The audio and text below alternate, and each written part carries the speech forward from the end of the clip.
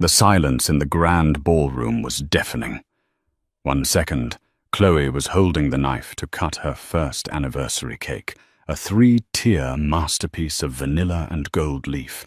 The next, she was gasping for air, frosting blinding her eyes, the sheer force of the impact stinging her skin. Beatrice, her mother-in-law, stood over her, wiping whipped cream from her diamond-encrusted hand with a look of pure, unadulterated disgust.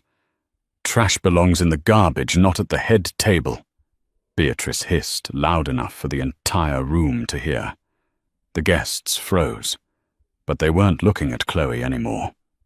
They were looking at Liam, the billionaire husband who had never once stood up to his mother. Until now. What he did next didn't just shock the room, it destroyed a dynasty. The invitation had arrived in a heavy, cream-colored envelope, the kind that whispered money before you even broke the wax seal. But for Chloe, it felt less like an invitation and more like a summons to court. It was her first wedding anniversary, yet she had absolutely no say in the celebration. Beatrice Sterling, the matriarch of the Sterling shipping empire, and a woman who wore her disdain like a designer coat, had organized everything. The venue was the Sterling estate in the Hamptons, a sprawling, cold mansion that Chloe always felt required a passport to enter. The guest list was a who's who of New York's elite, none of whom actually knew Chloe, and most of whom assumed she was a gold digger who had trapped the family's golden boy, Liam Sterling. Chloe stood in front of the full-length mirror in the guest bedroom of the estate, smoothing down the fabric of her dress. It was a modest navy blue gown she had bought off the rack. Beatrice had offered to send her personal stylist, but Chloe knew that was a trap. If she accepted, she would be dressed up like a doll to be mocked. If she refused, she was unsophisticated. She chose unsophisticated. "You look beautiful," a deep voice said from the doorway. Chloe turned to see Liam leaning against the frame. He was impeccably dressed in a bespoke tuxedo, his dark hair styled perfectly, but his eyes looked tired. Liam Sterling was a man who commanded boardrooms and negotiated billion-dollar mergers, but in this house under his mother's roof, he always seemed to shrink a little. He was the peacemaker, the quiet observer. He loved Chloe, she knew that, but he also loved his mother. Or perhaps he just feared her influence. "Do I?" Chloe asked, her voice trembling slightly. "Because I feel like a sacrificial lamb." Liam walked over and took her hands, his thumbs rubbing gently over her knuckles. "It's just one night, Chloe. One night to keep the peace. Mother has been trying in her own way." Chloe almost laughed. "Trying Liam last week, she asked me if my father was a plumber because I knew how to fix the sink drain. My father was a high school history teacher." "She's from a different time," Liam said, the standard excuse falling from his lips automatically. "She just wants the best for the family image. Tonight is big for the company, too. There are investors coming. Just try to ignore her sharp edges for me." Chloe looked into his eyes. She loved him. She really did. When they had met, Liam had been using a fake name at a coffee shop in Brooklyn, just trying to escape the weight of his surname. They had fallen in love over bad lattes and shared paperbacks before she ever knew he was that Sterling. By the time the truth came out, she was too far gone. "Okay," Chloe whispered. "For you. But if she comments on my breeding again, I'm hiding in the bathroom." Liam kissed her forehead. "Deal. I'll be right by your side." Downstairs, the atmosphere was already thick with tension. The ballroom was decorated in excessive opulence. Thousands of white orchids, crystal chandeliers that cost more than Chloe's childhood home, and a string quartet playing softly in the corner. Beatrice Sterling stood at the center of the room, like a queen holding court. She was 60 but looked 40, thanks to the best surgeons in Switzerland. She wore a silver gown that shimmered like armor. Standing next to her was Vanessa Kensington. Vanessa was the daughter of a real estate tycoon, tall blonde, and possessing the kind of effortless cruelty that came with never hearing the word no. She was also Beatrice's chosen match for Liam. Even though Liam had married Chloe a year ago, Beatrice and Vanessa acted as if the marriage was a temporary clerical error that would soon be rectified. "She's actually wearing navy," Vanessa snickered, sipping her champagne. "It's a celebration, not a funeral, though I suppose for her social death is imminent." Beatrice's eyes narrowed as she saw Liam and Chloe descending the grand staircase. Navy. How pedestrian. She disappears into the background, exactly where she belongs. "Liam looks exhausted," Vanessa noted, feigning concern. "She's dragging him down, Beatrice. He needs someone who understands his world, someone who can help him carry the legacy, not someone he has to constantly apologize for."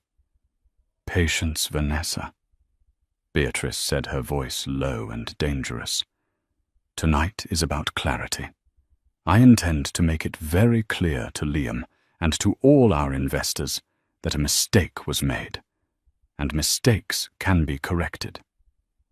As Chloe reached the bottom of the stairs, the air felt thin. She tightened her grip on Liam's arm. Beatrice glided over her smile, not reaching her eyes. "Happy anniversary."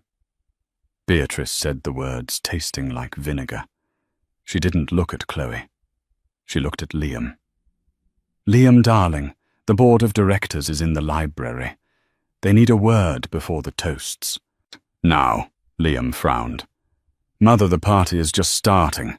I promised Chloe—" "It's urgent, Liam." Beatrice cut in, her tone sharpening. "A crisis in the Singapore logistics chain. It requires the CEO." She finally glanced at Chloe, a flicker of pity in her gaze that was worse than hatred. Surely Chloe understands business comes first. That is the life of a sterling wife. You do understand, don't you, dear? It was the first trap of the night. If Chloe complained she was unsupportive and needy, if she agreed she was left alone in the shark tank. "Go," Chloe said softly to Liam, forcing a smile. "I'll be fine. I'll get a drink." Liam looked torn, but duty was drilled into his bones. "I'll be 10 minutes. Max." He squeezed her hand and walked away toward the library. As soon as he was gone, the temperature around Chloe seemed to drop 10 degrees. Beatrice turned to her, the fake smile vanishing instantly. "Don't get too comfortable, dear," Beatrice said coldly. "The staff entrance is around the back if you need some fresh air. It might suit you better than the ballroom." Before Chloe could respond, Beatrice turned on her heel and walked away. Chloe was left standing alone near the foot of the stairs, clutching her clutch bag like a shield, while the eyes of New York's elite bore into her. She didn't know it yet, but the Singapore crisis was a lie. There was no meeting. Liam was being locked in the library with a paid actor, posing as a legal consultant just to keep him away from the main floor. Beatrice had a schedule to keep, and the main event was coming up. Chloe navigated the room like a soldier in a minefield. She tried to make herself small, moving toward the buffet tables on the far side of the room. She just needed a glass of water and a moment to breathe. "Excuse me," a voice drawled. Chloe turned to see Vanessa blocking her path. Vanessa was holding a glass of red wine, dangerously tilted. "Oh, hi, Vanessa," Chloe said, keeping her voice polite. "Enjoying the party?" Vanessa asked, stepping closer. "It must be so overwhelming for you. All these forks, all these people who actually know which one to use." "I'm managing," Chloe said, trying to step around her. "You know," Vanessa continued, moving to block her again. "Beatrice and I were just looking at old photos. Liam looked so much happier when he was with me. We spent summers in Como, winters in Aspen. We speak the same language. You're just a tourist here, Chloe, and tourists eventually go home. I'm his wife, Vanessa, Chloe said, a spark of anger finally lighting in her chest. Not a tourist. Vanessa laughed, a harsh, brittle sound. For now? But Liam is a sterling. He needs an asset, not a liability. You're charming in a charity case sort of way. But let's be real. You're holding him back. Everyone knows it. Vanessa leaned in, dropping her voice to a whisper. Do him a favor. Leave before he has to ask you to. It will be less embarrassing for everyone. Chloe felt tears pricking her eyes, but she refused to let them fall. Excuse me, she said, firmly, pushing past Vanessa. As she brushed past Vanessa, accidentally tipped her glass. Red wine splashed onto the skirt of Chloe's navy dress. It wasn't a lot, just enough to be noticeable, a dark, wet stain on her thigh. Oh, how clumsy of me, Vanessa gasped loud enough to draw attention. Oh, Chloe. I am so sorry. I suppose I just didn't see you there. You really do blend into the background. A few guests nearby tittered. Beatrice, watching from across the room, gave a subtle nod. Phase 1 was complete. The victim was rattled, isolated, and humiliated. Chloe rushed to the bathroom, her hands shaking. She dabbed at the stain with paper towels, but it was useless. She looked at herself in the mirror. Why am I doing this? She asked herself. Liam loves me. That's what matters. She took a deep breath, fixed her hair, and walked back out. She wouldn't let them win. She would stand by her husband's side for the cake-cutting smile for the cameras, and then they would go home. When she returned to the ballroom, the lights had dimmed slightly. A spotlight was focused on the center of the room where a massive table sat. On it was the anniversary cake. It was incredible, 5 feet tall, decorated with edible gold and sugar orchids. The music stopped.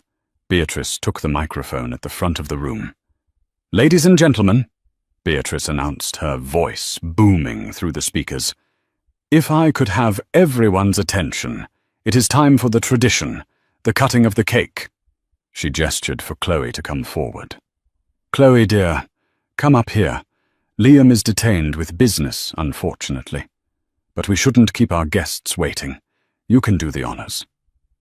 Chloe hesitated, cutting the cake alone. It felt wrong. It was supposed to be a couple's moment. Go on, a guest whispered near her. Don't keep her waiting. Chloe walked into the spotlight. The heat of it was intense. She felt exposed.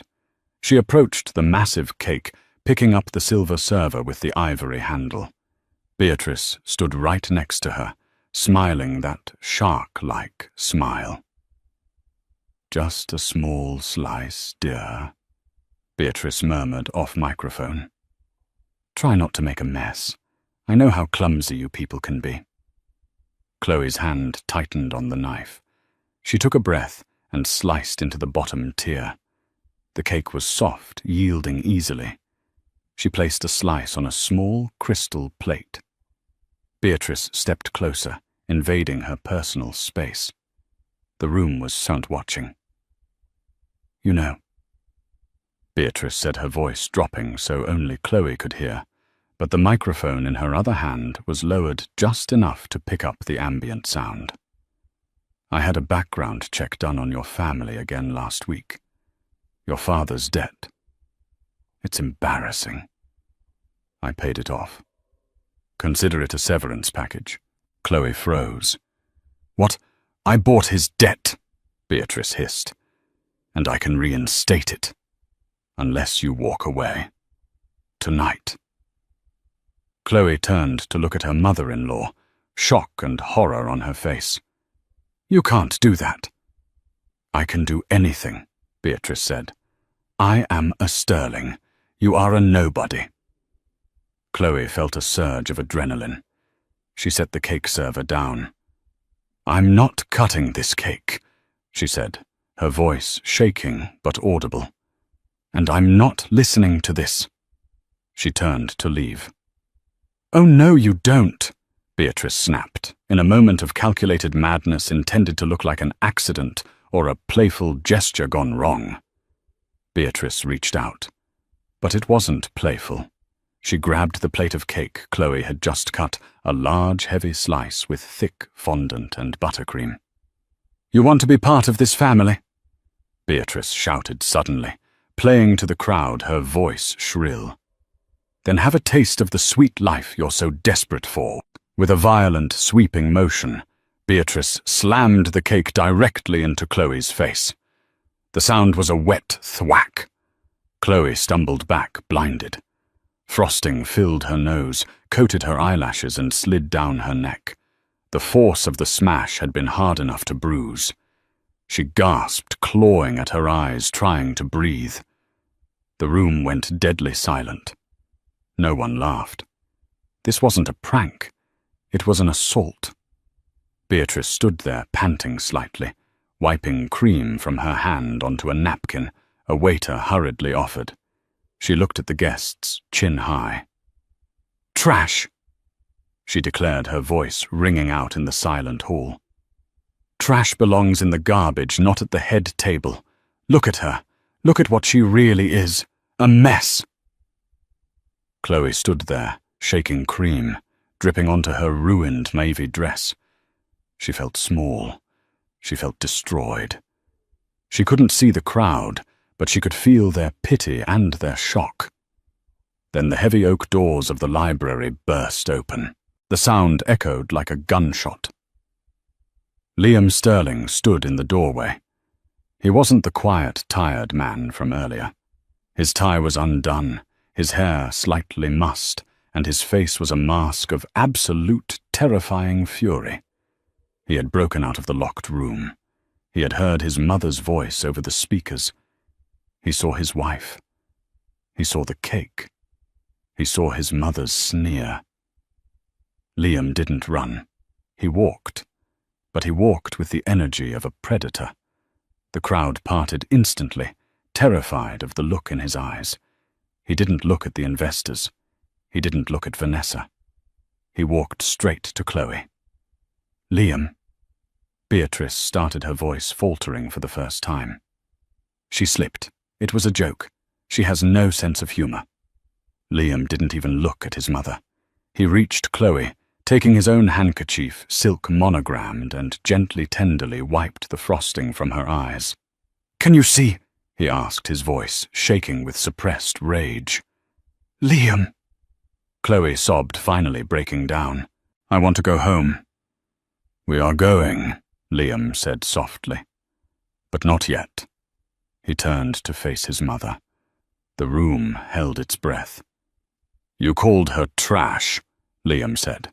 His voice wasn't loud, but it carried to every corner of the room. You assaulted my wife, in front of everyone. She doesn't belong here, Liam, Beatrice screamed, losing her composure. I did it for you. She is weak. She is poor. She is nothing. Liam stared at her. You're right, Mother.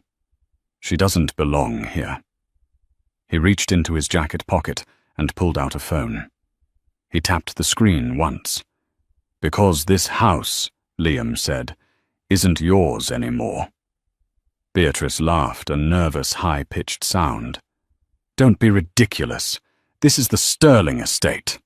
And the Sterling Trust, Liam said, his voice cold as ice, has a clause, the morality clause. Section 4, paragraph 2. Any beneficiary who brings public disrepute or engages in violent conduct on company grounds forfeits their position as chair immediately. He pointed to the corner of the room. We are live streaming Mother. The investors wanted to see the speech. They saw this instead. Beatrice's face went pale. You wouldn't. I just did, Liam said. The board just voted. I got the notification while I was breaking down the door you locked me behind. You're out, Beatrice. You're done." Liam turned to the crowd. "Get out," he said. "All of you. The party is over." The silence inside the Aston Martin was heavier than the silence in the ballroom had been. Liam drove with a white-knuckled grip on the leather steering wheel, his eyes fixed on the blurring lights of the Long Island Expressway. Rain had started to fall, transforming the world outside into a smear of grey and neon, mirroring the chaos inside the car. Chloe sat in the passenger seat, shivering. She had used a packet of wet wipes from the glove compartment to clean the worst of the frosting from her face, but her hair was still matted with sugar and cream, and her navy dress was ruined, stiffening as the mess dried. The smell of vanilla, once sweet, now made her stomach turn. It smelled like humiliation. "I'm sorry," Liam said, his voice cracking. It was the first thing he had said in 20 minutes. "I am so sorry, Chloe." Chloe stared out the window.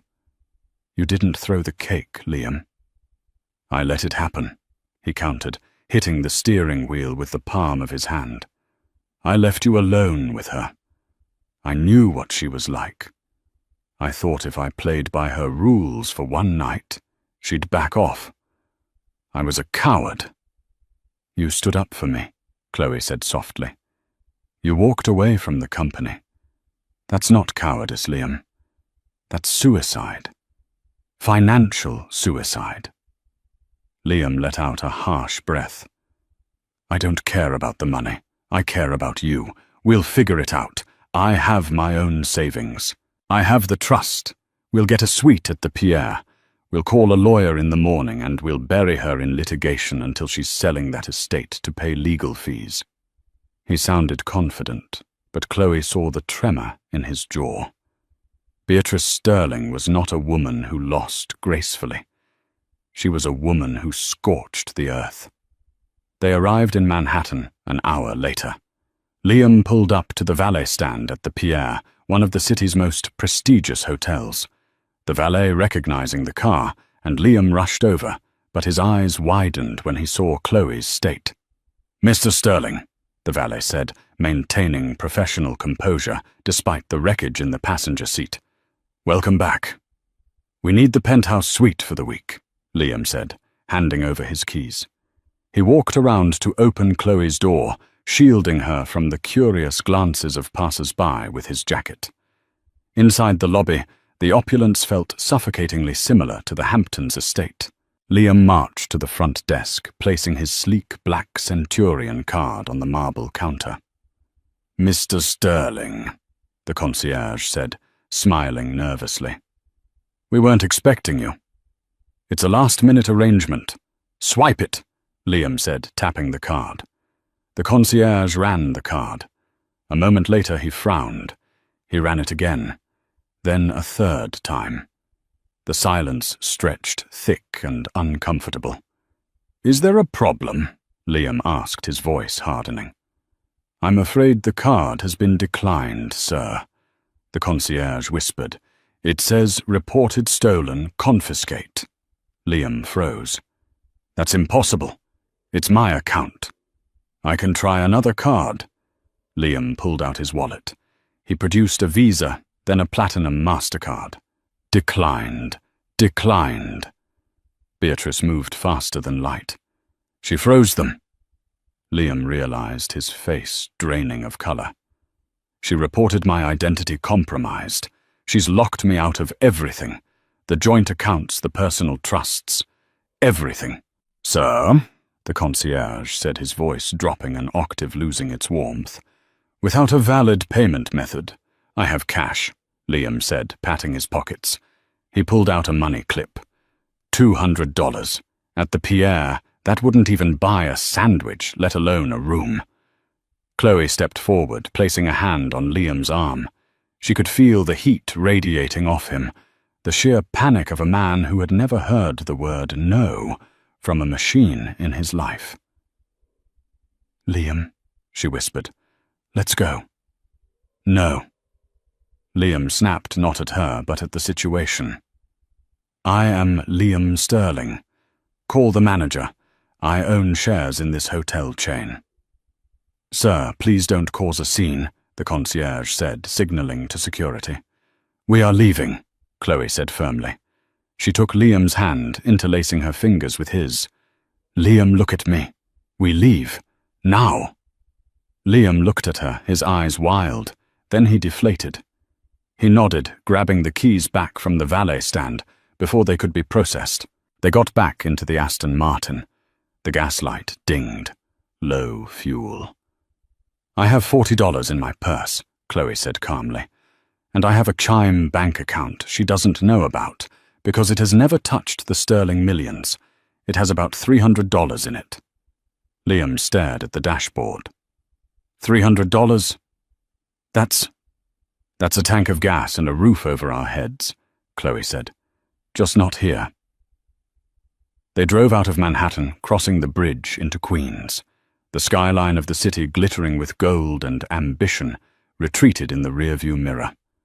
They pulled into the parking lot of the Starlight Motor Inn, a roadside motel with a flickering neon sign and a vending machine that hummed aggressively in the damp air. The room cost $89 a night. It smelled of stale cigarettes and lemon polish. The carpet was a suspicious shade of brown, and the bedspread was thin and scratchy. Liam sat on the edge of the bed, still in his bespoke tuxedo, looking like an alien who had crash-landed on a strange planet. He put his head in his hands. "I'm sorry," he whispered again. "I promised to give you the world, and I brought you to this." Chloe went to the small sink in the corner. She wet a washcloth with cold water and walked over to him. She knelt between his legs and gently wiped his face. "You brought me away from them," she said fiercely. "That's all I wanted. I'd rather be here with you than in that mansion with her." Liam looked up, tears brimming in his eyes. He pulled her into a hug, burying his face in her neck. They held each other in the dingy motel room, two refugees from a golden war. But as they slept, the digital world was burning. Beatrice hadn't just frozen the money. She had ignited the narrative. The next morning, sunlight filtered through the thin polyester curtains of the motel room, hitting Chloe's eyes like a physical blow. She groaned, reaching for her phone on the nightstand. She expected a few texts from friends asking if she was okay. Instead, her phone was vibrating so hard it nearly fell off the table.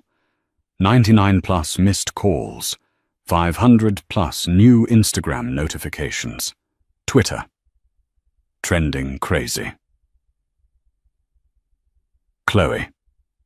She sat up, heart pounding. She unlocked her phone and opened Twitter. The top trending topic in New York wasn't Beatrice Sterling assault. It was a video clip. But it wasn't the clip of Beatrice smashing the cake. It was a selectively edited clip from minutes earlier. It showed Chloe arguing with Vanessa. It showed Chloe stepping on Vanessa's dress, which hadn't happened. It was a trick of the camera angle. It showed Chloe looking angry near the cake knife. And then the headline from the New York Chronicle, a paper the Sterlings practically owned, "Meltdown in the Hamptons, gold digger wife threatens guests with knife, forced to leave anniversary party." The article was a masterpiece of fiction. It claimed Chloe had been drunk, that she had demanded shares of the company, and that when Beatrice tried to calm her down, a scuffle ensued involving the cake. Beatrice was painted as the victim, a dignified matriarch trying to save her son from an unstable woman. "Oh my God," Chloe whispered. Liam stirred beside her. "What is it?" She handed him the phone. Liam scrolled, his eyes widening. He sat up the sheet, falling away from his chest. "This is a lie. This is a complete fabrication. We have the live stream. Do we all?" Chloe asked. "Who was filming us? The company videographer, hired by Mother. Liam scrambled for his own phone. He tried to log into the company cloud server to access the raw footage. Access denied.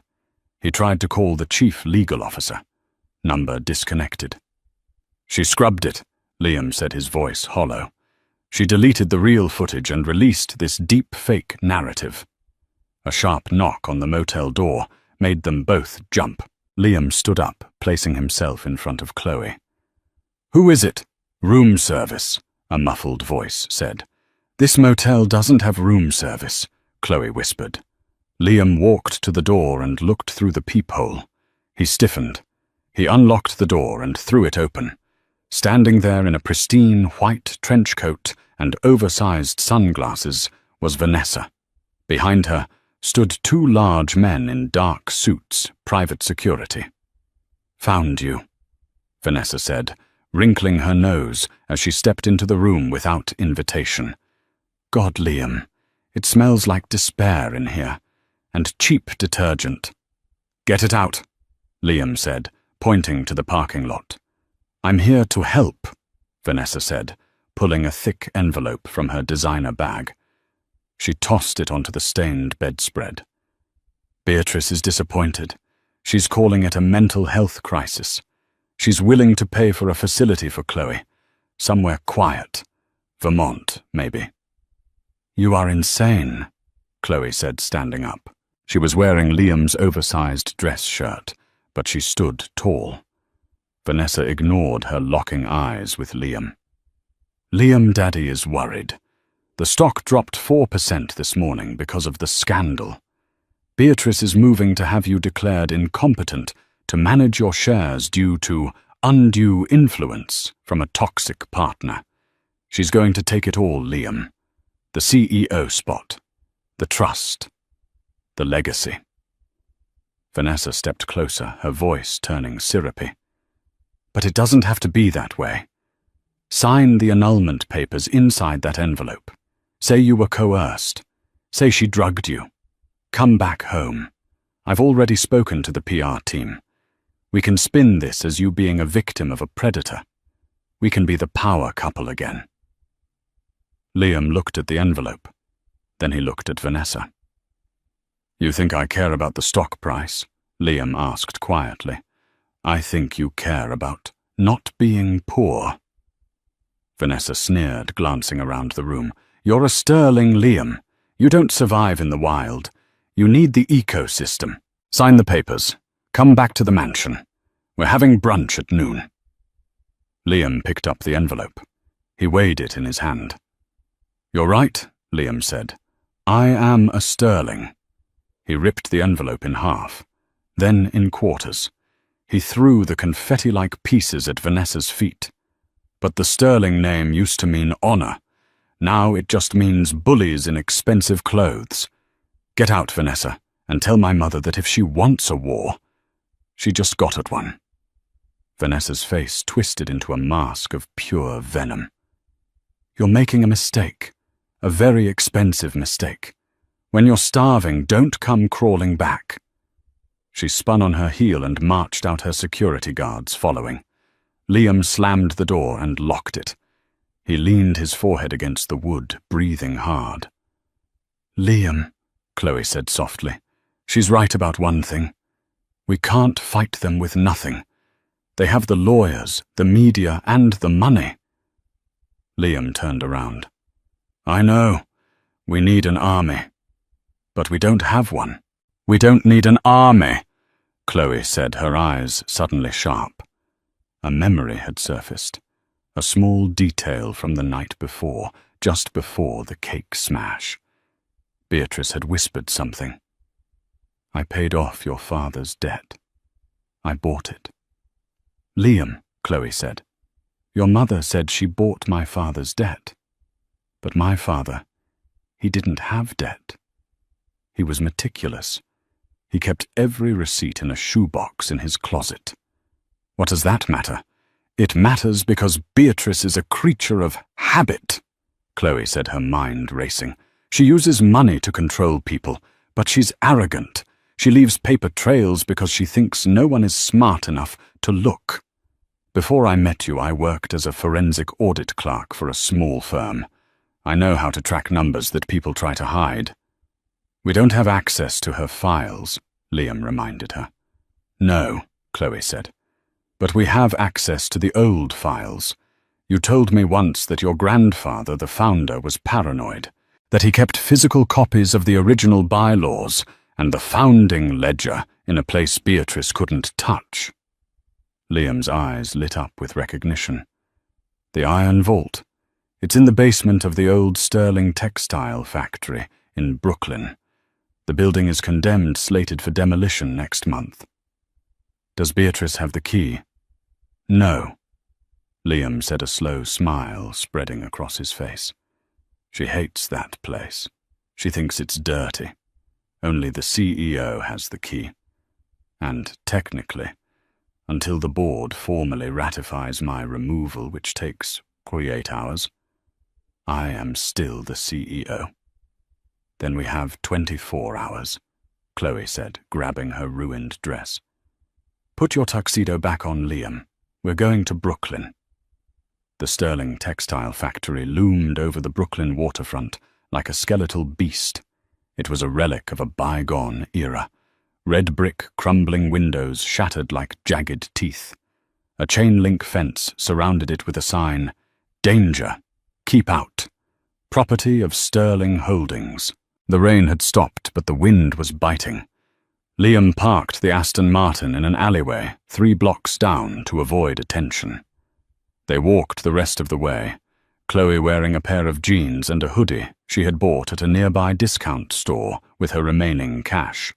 Liam still in his tuxedo trousers and shirt, looking like a disheveled prince. "This place gives me the creeps," Chloe muttered as they slipped through a hole in the fence. "Grandfather Elias loved it," Liam said. "He said this was where the real work happened. He hated the Hamptons. He said the sea air made people soft." They navigated the debris-strewn courtyard and reached the heavy steel doors of the main entrance. Liam pulled a keychain from his pocket. It wasn't his car keys. It was a small, rusted iron key he kept on a separate ring. "I haven't used this since he died," Liam admitted. He inserted it into the lock. It resisted then with a groan of protesting metal it turned. They slipped inside. The air was stale, smelling of oil and dust. Pigeons fluttered in the rafters high above. "The vault is in the sub-basement," Liam said, turning on his phone's flashlight. They descended a metal staircase that rattled with every step. Down here, the darkness was absolute. They reached a heavy blast door, the kind used in old banks. "Here goes nothing," Liam said. He spun the dial. Left 40, right 10, left 85. The combination was his grandfather's birthday. Clank. Hiss. The door swung open. Inside, rows of metal filing cabinets lined the walls. It wasn't gold bars or diamonds. It was paper. Decades of it. "What are we looking for?" Chloe asked, scanning the labels. "The red ledger," Liam said. "Grandfather told me that if the company ever lost its way, the red ledger would guide it back. I always thought it was a metaphor." Chloe started pulling out drawers. "Search for 1985. That's the year Beatrice married your father. That's when she started getting involved." They searched for an hour. Dust coated their hands. Chloe's forensic eyes scanned ledgers, noticing patterns. "Liam, look at this. These transfers. Millions of dollars funneled into a shell company in the Cayman Islands called Blue Heron." "So rich people hide money," Liam said, still digging. "No," Chloe said. "Look at the date. This transfer happened 2 days before your father died in that boating accident." Liam stopped. He turned slowly to look at her. "What?" And here, Chloe pointed to another entry. "Payments to a Dr. Thorne. Recurring monthly payments for 20 years. Liam, who is Dr. Thorne, I don't know, Liam said. My father didn't have a doctor named Thorne. Found it, Liam shouted suddenly, pulling a leather-bound book from the bottom of a safe box. The Red Ledger. He opened it. It wasn't just accounting. It was a diary. Elias Sterling's handwriting scrawled across the pages. Liam read the last entry aloud, his voice trembling. My son is weak. He has married a viper. Beatrice is not who she says she is. She is not a Kensington. She is a fraud. I have found the proof. She has been siphoning company funds to pay off a blackmailer in Zurich. I intend to confront her tonight on the boat. If I do not return, the trust must never go to her. It bypasses her. It goes to the first child of Liam, or if Liam marries a woman of true virtue to her. The clause of the good heart. Liam looked up, his face pale. She was on the boat. The official report said my father was alone, but grandfather knew she was going there. Liam, Chloe whispered, horror dawning on her. Do you think she killed him? Liam said, the realization crashing down on him. Or she let him die. To protect her secret. To keep the money. We have the motive, Chloe said. We have the financial proof of the blackmailer, and we have the grandfather's testimony. This destroys her, Liam said. This isn't just getting the company back. This is prison. Suddenly the heavy blast door behind them slammed shut. Clang! The sound echoed like a thunderclap. Darkness swallowed them as the lights from the hallway were cut off. Only their phone flashlights remained. Liam! Chloe cried out. They ran to the door. Liam grabbed the wheel to spin it open. It wouldn't budge. It had been locked from the outside. A voice crackled over an old intercom system on the wall, dusty but functional. I knew you'd come here eventually. Liam? Beatrice's voice purred, distorted by the static but unmistakable. You always were sentimental, just like your grandfather. Mother! Liam screamed, pounding on the door. Open this door! I'm afraid I can't do that, Beatrice replied calmly. This building is slated for demolition. Remember, the crew is arriving early. Tomorrow morning, in fact. It would be such a tragedy if 2 squatters were trapped inside when the charges went off. Just another accident in the Sterling history. You followed us, Chloe said, leaning close to the intercom. You put a tracker on the car. Clever girl, Beatrice said. Too clever. You should have taken the annulment. Enjoy the darkness, darling. It's the last thing you'll see. The intercom clicked off. Liam pulled at the door handle with all his strength, screaming until his throat was raw. But it was useless. They were trapped in a steel box buried underground, with the evidence that could save them and kill her in their hands. Chloe looked at the red ledger. Then she looked at the ceiling vents. Liam, she said, her voice surprisingly steady. Stop! He turned to her, panting, sweat dripping down his face. We're going to die here. No, Chloe said. We're not. Look at the ventilation shaft. It's too small for you. But she measured it with her eyes. I can fit. It's 30 feet up, Liam argued. Boost me, Chloe commanded. Beatrice thinks she locked up a helpless waitress. She forgot that before I was a teacher's daughter, I was a gymnast. And before that, I was a survivor.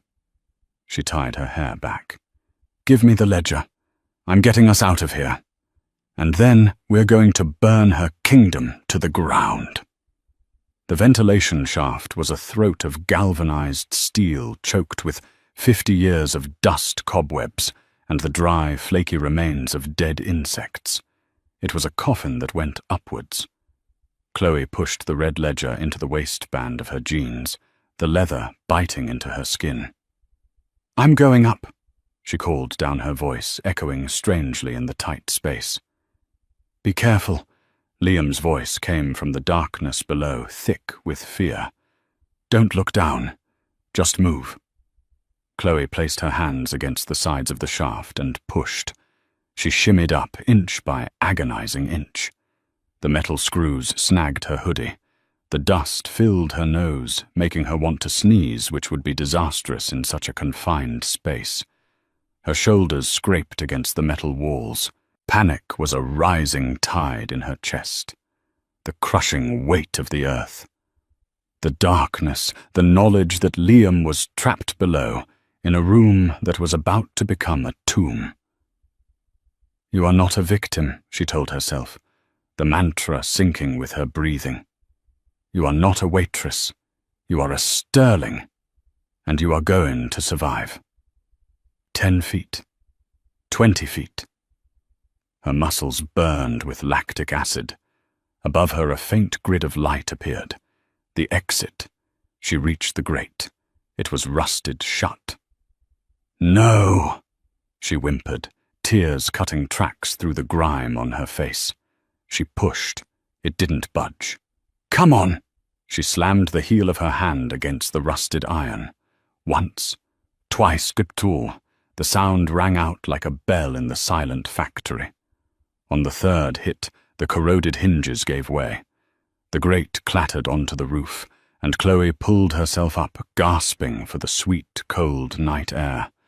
She rolled onto the gravel roof of the factory, coughing up black dust. She was out. But she wasn't safe. Below in the courtyard, headlights swept across the brickwork. A convoy of black trucks had arrived. They weren't standard demolition trucks. They were unmarked. Men in dark tactical gear were unloading crates. Beatrice wasn't waiting for the morning demolition crew. She was accelerating the timeline. She was going to blow the building tonight under the cover of darkness to ensure there were no witnesses. Chloe lay flat on the roof, peering over the edge. She saw Beatrice standing by a limousine holding a phone. "Yes," Beatrice was saying, her voice carrying in the still air. "Do it now. Rig the basement first. I want the structure to collapse inward. A tragic structural failure due to neglect." Chloe's heart stopped. They were rigging the basement. Liam was in the basement. She couldn't call the police. Beatrice owned the local precinct captain. Liam had mentioned it once at a dinner party. If the local cops came, they might just secure the perimeter while Beatrice finished the job. She needed federal attention. She needed something Beatrice couldn't bribe. She needed the world to watch. Chloe pulled out her phone. 4% battery. The screen was cracked, but it worked. She didn't dial 911. She opened Instagram. She had gained 50,000 followers in the last 24 hours because of the hate campaign. She hit Go Live. The screen flickered. Live. 200 viewers. 500 viewers. 2,000 viewers. "My name is Chloe Sterling," she whispered into the camera. Her face streaked with soot blood on her forehead, the backdrop of the dark factory looming behind her. "I am at the old Sterling textile factory in Brooklyn. My husband Liam Sterling is locked in the basement vault." She flipped the camera to show the men below unloading explosives. "That is Beatrice Sterling," Chloe narrated, zooming in on her mother-in-law. "She is rigging this building to explode, to hide the evidence of her crimes and to kill her own son. If the feed cuts out, it's because I'm dead. Send the FBI. Send the fire department. Don't let them cover this up." The viewer count skyrocketed. 10,000. 50,000. The chat was moving so fast, it was a blur of horror and emojis. To user 99. "Is this real? At News Daily, DM us immediately. At NYPD official. What is your location? Below, one of the men looked up. He had seen the light of her phone screen. "Ma'am, we have eyes on the roof," the man shouted. Beatrice looked up, her face twisting in a snarl. "Get her, and detonate the charges now. We can't, the wiring isn't finished. I don't care.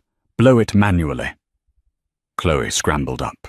She had to get down, but the stairs were blocked by the men. She looked at the fire escape on the north side. It was rusted, hanging by a thread. She ran. "Stop her!" a voice boomed. A bullet pinged off the gravel near her foot. They were shooting. Chloe didn't stop. She reached the fire escape and vaulted over the railing. The metal groaned under her weight. She slid down the ladder, the rust burning her palms. She hit the ground in the alleyway just as the first explosion rocked the building. Boom! The ground shook. Dust billowed out from the basement windows. "Liam!" Chloe screamed, running toward the building instead of away. "No!" A hand grabbed her shoulder. She spun around, ready to fight, the red ledger clutched to her chest like a shield. It wasn't one of Beatrice's men. It was a firefighter. Sirens were wailing in the distance, a symphony of red and blue lights flooding the street. The live stream had worked. The FDNY had arrived faster than the mercenaries could finish the job. "You can't go in there, miss. It's unstable," the firefighter yelled. "My husband is in the vault," Chloe screamed, pointing. "The sub-basement, you have to get him out." Police cars screeched to a halt, boxing in the black trucks. Beatrice's mercenaries dropped their weapons, realizing they were outgunned and on camera. A news helicopter was already circling overhead, its spotlight pinning Beatrice to the ground like a specimen on a slide. Chloe watched as the firefighters deployed a rescue team. Minutes felt like hours. The building groaned, a wounded beast threatening to collapse entirely. Then, emerging from the smoke, two firefighters walked out, supporting a coughing, stumbling figure between them, Liam. He was covered in grey dust, his tuxedo shredded, but he was alive. Chloe broke free from the paramedic, trying to check her vitals. She sprinted across the wet pavement. Liam looked up, saw her, and fell to his knees, opening his arms. They collided in a heap on the asphalt. Liam buried his face in her hair, sobbing. "You came back. You crazy, beautiful woman, you came back." "I told you," Chloe whispered, kissing his soot-stained cheek. "I'm not a tourist. I'm your wife." Cameras flashed around them. The press had arrived. CNN, Fox, the New York Times. Beatrice was being led away in handcuffs, screaming at a police officer. "Do you know who I am? I am Beatrice Sterling. This is a mistake." Chloe stood up, helping Liam to his feet. She reached into her hoodie and pulled out the red ledger. It was safe. "Officer," Chloe called out to the detective arresting Beatrice. She walked over the cameras, parting for her. She looked Beatrice dead in the eye. "She isn't Beatrice Sterling," Chloe said, her voice steady broadcast to the millions watching at home. "Her name is Beatrice Thorne, and this," she held up the book, "is the proof that she murdered Elias Sterling to steal this empire." Beatrice stopped struggling. She looked at the book. The color drained from her face, leaving her looking old, fragile, and defeated. "Checkmate," Liam whispered. The courtroom at the Southern District of New York was packed beyond capacity 3 months later. It was the trial of the decade. The Cakegate incident, as the internet called it, had unraveled a 40-year conspiracy of fraud, embezzlement, and murder. Chloe sat in the front row wearing a sharp white pantsuit. No more Navy. No more hiding. She held Liam's hand. On the stand sat a frail old man in a wheelchair. Dr. Thorne. the man from the ledger. Beatrice's brother, whom she had kept hidden in a private sanitarium in Switzerland, paid off with company funds to keep her secret that she was not a socialite debutante, but the daughter of a con artist who had faked her identity to marry into the sterling fortune. She told me to cut the brake line on the boat. Dr. Thorne rasped, his voice echoing in the silent room. She said if Elias changed the will, we would both be destitute. I did it. I've lived with the guilt every day since. A gasp went through the gallery. Beatrice, sitting at the defense table, didn't react. She stared straight ahead, a statue of ice. The jury deliberated for less than 2 hours. Guilty on all counts. Beatrice didn't scream. She didn't cry.